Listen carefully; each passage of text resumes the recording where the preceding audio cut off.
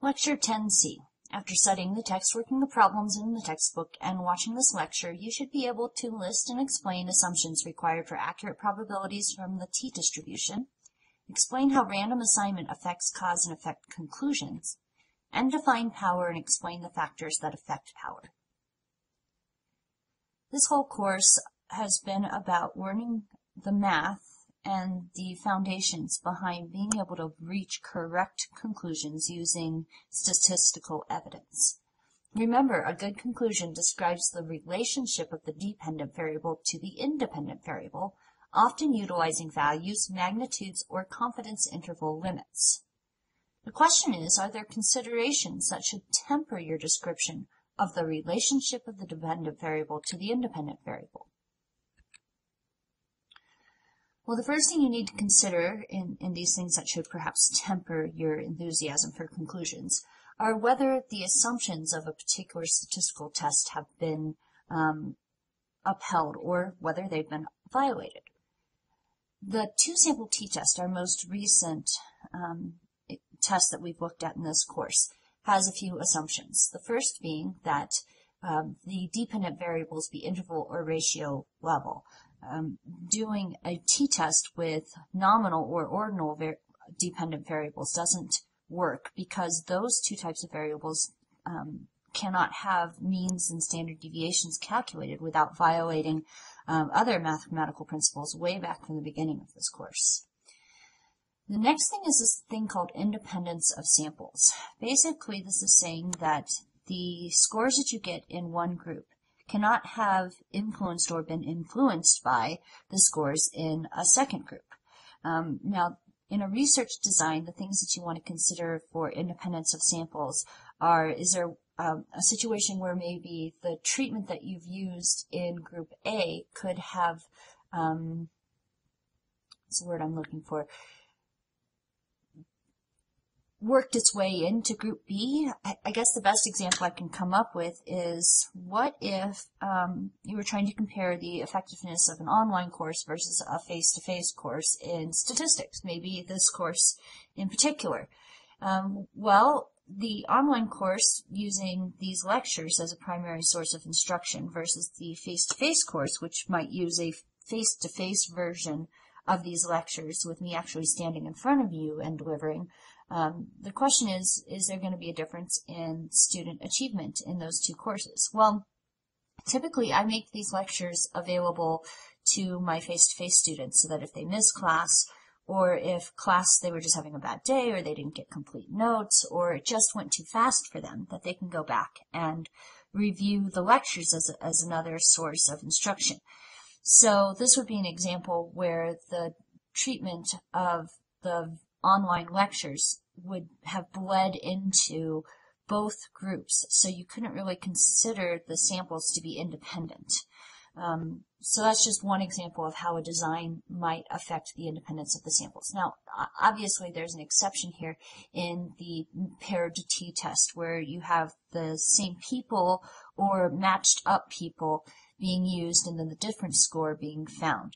And technically speaking, that's not really a two-sample t-test. It really becomes more of a one-sample t-test. And because you've gone through all of the hassles of pairing up the data to begin with, it has other things associated with it.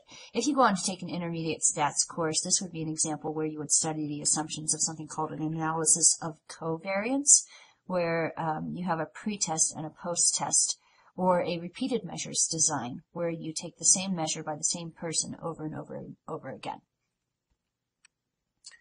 All right, the next assumption, actually I think is the last assumption that we'll talk about for t-tests, is that the dependent variable has a normal distribution, and that the distribution for each group is approximately the same.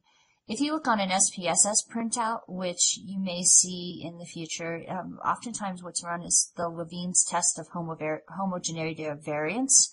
And basically all that's saying is that the groups, while they may have very different means, don't have a whole lot of difference in how the people or the scores in those groups spread out. Now, these go by some other names, homogeneity of variance or equal variances, or my all-time favorite, homoscedasticity. Here's a little graphic just basically showing if the normal curve on the left represented group A and the normal curve on the right represents group B, how they have similar shapes and spreads and they're both normal. So this would be an example of where equal variance has been met. Now the nice thing about the t-test, and this has been shown over and over and over and over again for several decades, is that the t-test is actually fairly robust to any violations of these assumptions.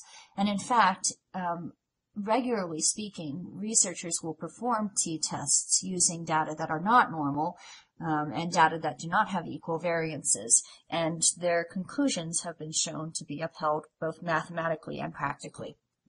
So as you get into more advanced statistical topics, the assumptions and violations of the assumptions become much more important, and there are more of them. So just kind of keep that in mind, that the t-test is just the cusp of the types of statistical analyses that can be used. It's one of the most basic, but also one of the most commonly found. Now, talking about groups, random assignment is good. And random assignment is good mostly because it can control for that nasty little extraneous variable problem. If you can do a random assignment, then in theory, the people that you have or the scores that you're gathering are all affected by extraneous variables in similar ways. So they kind of wash each other out in any sort of measurement. If there's random assignment in a design, you may see researchers use pretty strong conclusion words like cause effect or produced or is responsible for. So in other words, treatment A is responsible for a reduction in the score on the dependent variable. Rather, if you don't have a random assignment, and this often is the case when you need to study stratified groups like by gender or socioeconomic status, or simply the fact that you don't have access to a population or it's not ethical for you to randomly assign people into groups. If that's the case, then what you do to counteract that is include other control groups or design factors to try and control those extraneous variables we were talking about. And now your conclusion buzzwords should not go so extreme as saying cause effect. Instead, you can use words like related to or associated with. And correlated is often used, and I would argue that it really should only be used if you're actually talking about a particular correlational design, when you're looking at a non-experimental design where you're taking two variables and pairing them up and seeing the strength of the relationship between them. All right, this is it. This is the last little bit here. Statistical power. When it all boils down to it, statistical power is something you want. And what it means is that you are increasing the chances of making a correct decision when you have a null hypothesis that is false. Purely defined, power is the probability of not making a type 2 error. And remember that a type 2 error, that probability is defined as beta. Type 1 was alpha. The researcher controlled type 1, but type 2, beta, you can't control. However, you can say one thing about it, is that the power actually is found by taking 1 minus beta. So in other words, power plus the probability of making a type 2 error should add up to 1. Now, way back, oh gosh, I guess it was probably 2002 or 2003, I took intermediate statistics with Dr. Laura Goodwin. And a lot of the stuff that I use comes from her, and I owe her a good deal of things. So one of the ones that stuck with me most is her little acronym here to remember how to maximize power. And she said it's, remember it by the word aprons. The first thing you can do to maximize power is to relax your alpha value. Now, alpha is often set at 0.05. To relax it would mean to make it 0.1, not 0.01. That would be to strengthen alpha. If you want to relax alpha, you make it so that it's not quite so difficult to show that there is a significant difference. So there's a greater chance of making a type 1 error, right? But remember, if you increase alpha, then you also decrease beta. And if you decrease beta, then 1 minus beta will get bigger, so your power will get bigger. The next thing she said is that you can use a parametric instead of a non-parametric test. Now, we've been talking about parametric tests, that the t-test is a parametric test. Other parametric tests would be an ANOVA or an ANCOVA, or a multiple analysis of variance, which is a MANOVA, and there's oodles and oodles more. Non-parametric tests are things where you might have like a chi-squared analysis, or something where you're working with nominal ordinal variables. So parametric tests offer more power than non-parametric tests. You could also increase the reliability of the measure.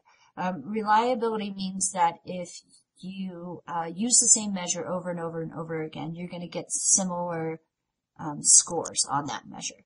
I think of reliability as my bathroom scale, the fact that I step on it 5 times in a row and it's going to give me the same weight, plus or minus maybe 0.1 of a pound.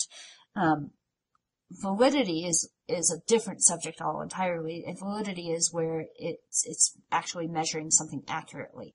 So reliability just means that the measure itself doesn't contain things like poorly worded questions or errors in the key. Things like that can affect the reliability of a measure. The O stands for using a one-tailed rather than a two-tailed test, and we know what those are. And increasing N basically is going to end up decreasing your standard error of difference, and that makes your power grow as well. And then finally, you could increase the sensitivity of the design or analysis, and that's a topic, I think, for more of a research methods course or an intermediate course, because it would look at more specific or more powerful analyses. So, for example, a t-test isn't as powerful as analysis of covariance would be. There's just kind of like a hierarchy of parametric tests. The big ones that Spatz talks about are relax alpha, increase N, and I think he also talks about, I think those are really the two things, and then like the reliability is and increase are all built in, increase N are all built into his discussion of decreasing the standard error of difference between them.